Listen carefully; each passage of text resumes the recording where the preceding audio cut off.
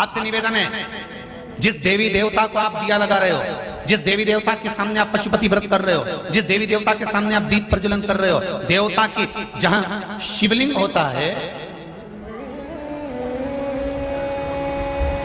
ये शिवलिंग, ये जलाधारी, ये शिवलिंग रखा है। कई माताओं की आदत होती है, कई भाइयों की आदत होती है कि जहां, स्पीकर बंद हो गया सर, जहां शिवलिंग होता है, रिटर्न बंद है, जहां शिवलिंग होता है तो वहां जहां शिवलिंग रखा हुआ है कटी में, जहां शिवलिंग रखा हुआ है कटी के अंदर, जहां शिवलिंग का भाग उस जलाधारी पर रखा हुआ है, तो वो जलाधारी पर जहां रखा है, ये मां जगत जननी जगदम्बा है, माता पार्वती जी का हस्त कमल है। और आप लोग दिया कहां रख देती हो? कई माताएं दिया रख देती है, जहां शिवलिंग है तो उसके आसपास में जो गोल जलाधारी है उसी पे दिया रख देती है, जला जला के। नहीं भाई, बहुत ध्यान रखिए महाराज, बहुत ध्यान रखो जरा, बहुत ध्यान रखिए आप उस चीज का कि ये जो दिया आपने रखा है, जो ये दिया आप रख रही हैं, इस दिए को उस जलाधारी से आपको थोड़ा दूर रखना, भगवान के करीब नहीं, भगवान को लगना नहीं चाहिए।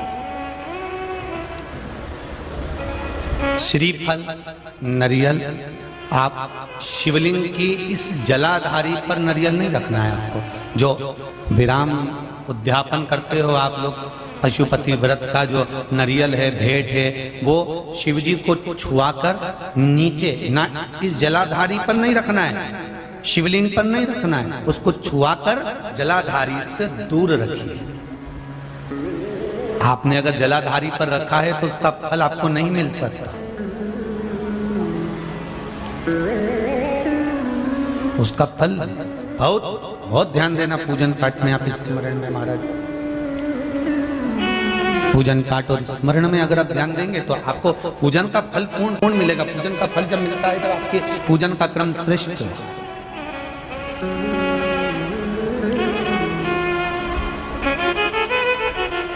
पूजन का फल तभी प्राप्त होता है महाराज, और उस पूजन के फल को हमें अगर प्राप्त करना है तो हमको श्रेष्ठता धारण करना ही पड़ेगा, हमें अपनी गलतियों को सुधारना पड़ेगा। जहां शिवलिंग रखा हुआ हो, जलाधारी जो है वो पार्वती जी का, रिटर्न बढ़ाओ भाई, पार्वती जी का स्थान है।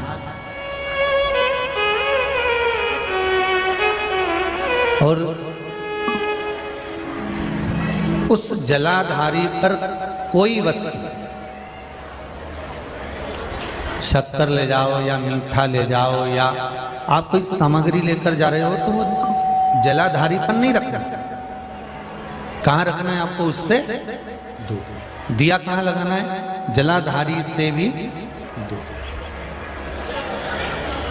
फूल चढ़ाओ, पत्ती चढ़ाओ, अक्षत चढ़ाओ, मूंग चढ़ाओ, तुम्हारी मर्जी पड़े। जो सामग्री आप भगवान की सेवा की, चंदन, अबीर, गुलाल जो लेकर गए हो वो शिवलिंग पर, जलाधारी पर सब लगाओ, सब चढ़ाओ, इत्र भी चढ़ाओ।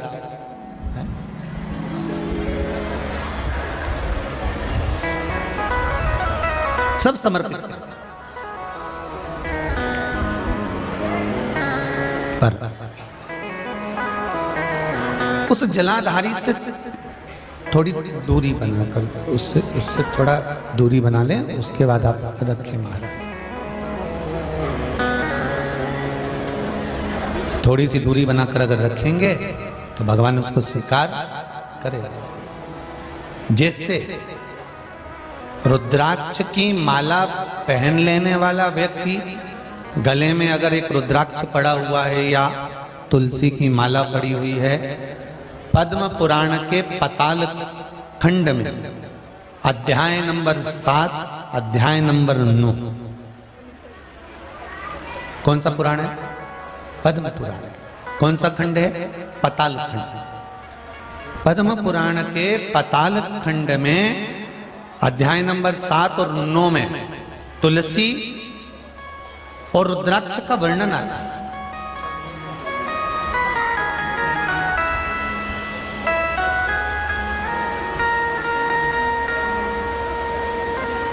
कि मान लो अगर मनुष्य का शरीर मिला है और आपके जीवन में कोई आपको गुरु ही नहीं मिला, कोई अच्छा सदगुरु प्राप्त ही नहीं हुआ,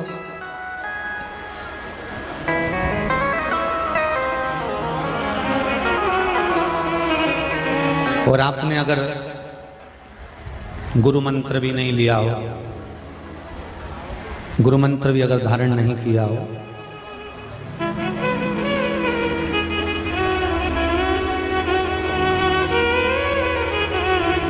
कई लोग कहते हैं जिसका गुरु मंत्र नहीं होता, जो गुरुमुख नहीं होता, वो कितना भी दान पुण्य कर ले, लगता है क्या?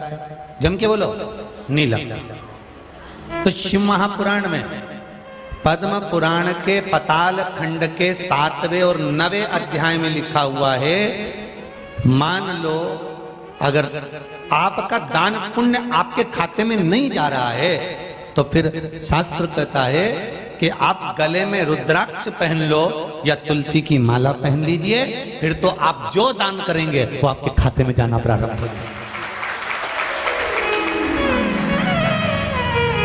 गले में या तो रुद्राक्ष का एक मनका या माला, कुछ भी अगर आपके गले में पड़ी, रुद्राक्ष की एक मनका या एक माला भी आपके गले में पड़ी हुई है, या तुलसी की माला का एक मनका या तुलसी की माला भी आपके गले में पड़ी है, तो उसका फल आपको मिलना प्रारंभ हो जाएगा, उसका फल आपको मिलना प्रारंभ हो जाएगा हमारा।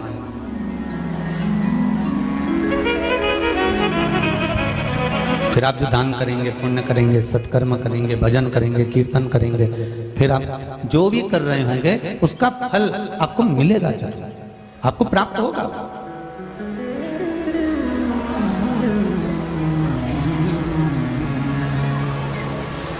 अच्छा, कई लोग कहते हैं गुरुजी माला पहनने से क्या होता है, रुद्राक्ष पहनने से क्या होता है, तुलसी की माला हम पहने या रुद्राक्ष की माला पहने, लोग क्या कहेंगे, हम नवयुवक बच्चे, आज के जमाने के लड़के लड़कियां ऐसे पहनेंगे तो लोग क्या कहेंगे। कई स्कूल तो ऐसे हो गए जहां माला तक कह देते हैं पहनकर मत आना। तब